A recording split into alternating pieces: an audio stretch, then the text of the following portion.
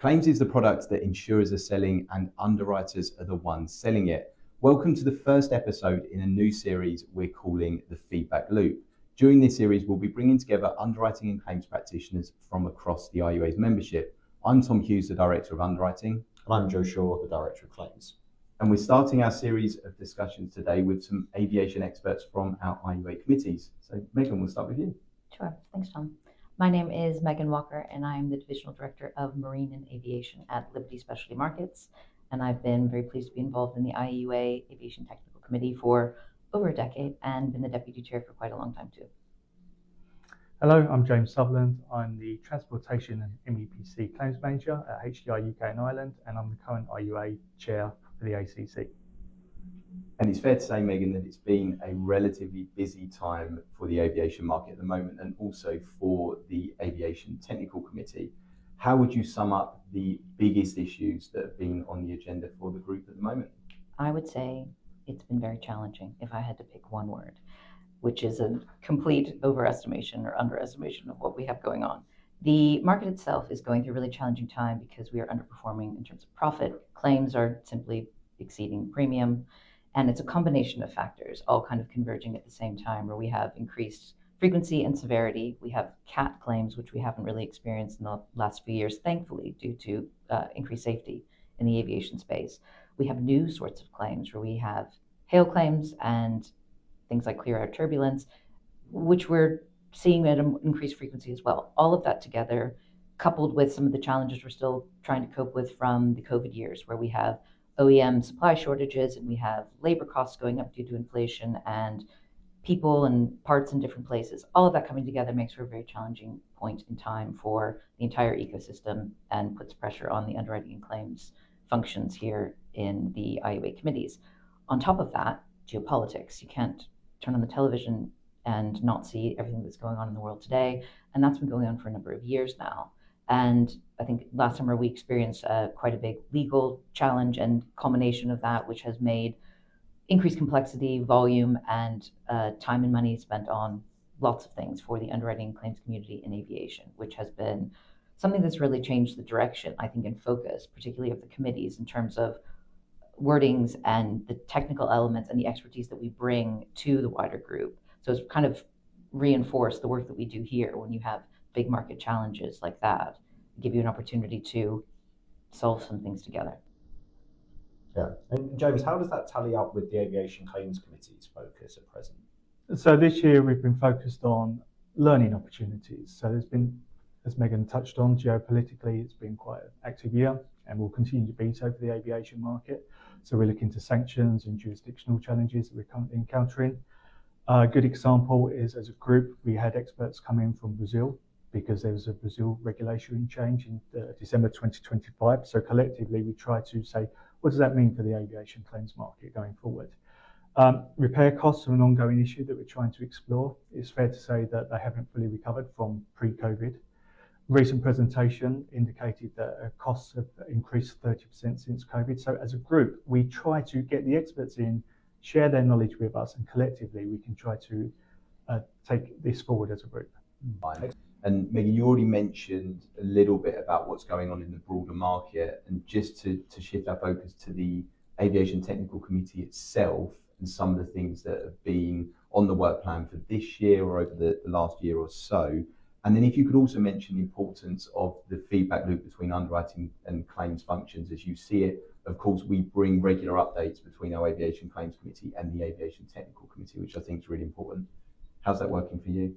Sure, I think James covered it beautifully. And I think the point you made very much about the costs of claims, individual claims from kind of pre-COVID, and then what that means in today, that's essential information for underwriting teams. So kind of having that connectivity by committee and then in your own offices is hugely important. And then bringing in the third-party experts, I think sometimes it's an underwriting instigated idea, sometimes it's the claims practitioner's idea, and it's having all of the minds looking at it from the different vantage points, which is the most important bit, because it's the collective that makes this all work. So I think very, very much front and center, we have costs, we have wordings, we have legal challenges. Law and jurisdiction is something that I have to say in my 20 plus years of aviation, I haven't thought about it as much as I've thought about it in the last couple, and not understanding the real ramifications of it and how important that is. So I think that learning and bringing brokers and clients with us on that understanding is something that's, I think, very, very going to be topical in the coming years, because it's becoming a real challenge and differentiator, I think, for certain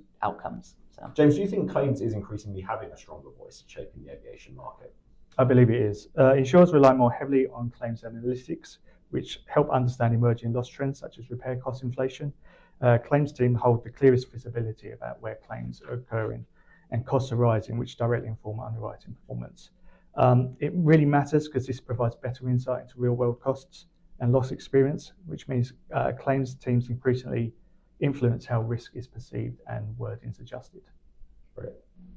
Meghan, the wordings point is a really important one there. So is that something that you feel we have a good grasp on as a group, and actually ensuring we understand how wordings are evolving over time? Of course, we have the Aviation Insurance Clauses group that's responsible for publishing AVNs and ABS clauses and wordings.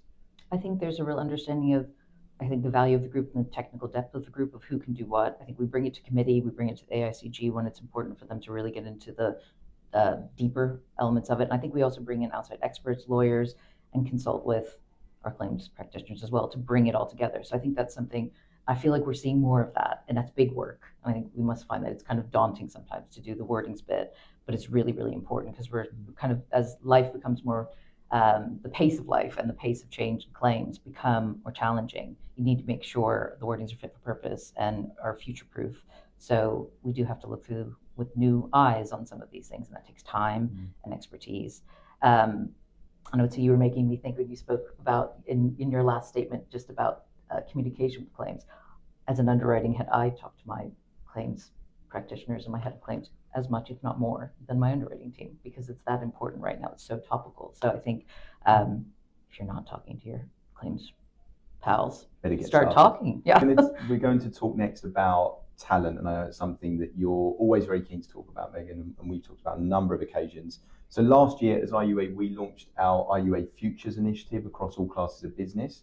And then more specifically, we have some next-gen aviation groups bringing together underwriting claims, but also broking practitioners from within the next-gen community. What would your advice be, if you could sum it up, for the next generation of underwriting and claims talent to help shape their careers in the market?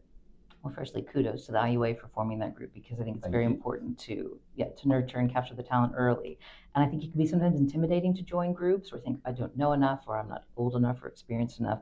And it's lovely that there's a place for everyone to join, opt in, and just try it on, see if they like it, and then maybe become more involved as life goes on. And you were kind enough to have me come and speak to that group. It was really fun to see the energy and some of the questions. I love the questions from that level of new practitioners to the market, because they're just curious. So I think it's really an important group. Join if you haven't joined. There's no downside of getting involved. And you make great contacts. I think that's something where you get to meet people across the business that you wouldn't necessarily meet in your day-to-day life or in your team. It's just great to make those relationships, because we are a very connected market ecosystem, and you need to figure out who's good at what so you can rely on them later. And yes, problems are solved with better groups of people versus just on your own. Yeah, that's brilliant. James, what would you say to people if they're interested in getting involved in market associations or groups like the ATC, ACC, or some of the junior groups that you mentioned? I'm a big advocate for it. I mean, I got a lot out of it personally. If you're looking to join this group, there's lots you can get out. There's emerging trends that you can get up quicker, regulatory changes. You can build personally. You can look at other experts in the room, get confidence from the way they present themselves and the challenges that they have to take on. As a group, there's lots of networking opportunities, and as we mentioned before, we bring experts in, and it's a real good learning opportunity. So I, for one, have got a lot out of it personally, and I would highly recommend it. That's brilliant. Well, that's great to hear. Well, thank you both so much for joining us. So hopefully that's given people a decent flavour of the types of discussions we have at the committees, and I think we have really emphasised the importance of underwriting and claims teams talking to each other. Yeah, absolutely. And if you are interested in getting involved in the IUA's groups, you need only reach out to myself or to Joe or one of our various IUA colleagues. And then we look forward to bringing you another episode like this in the next couple of months.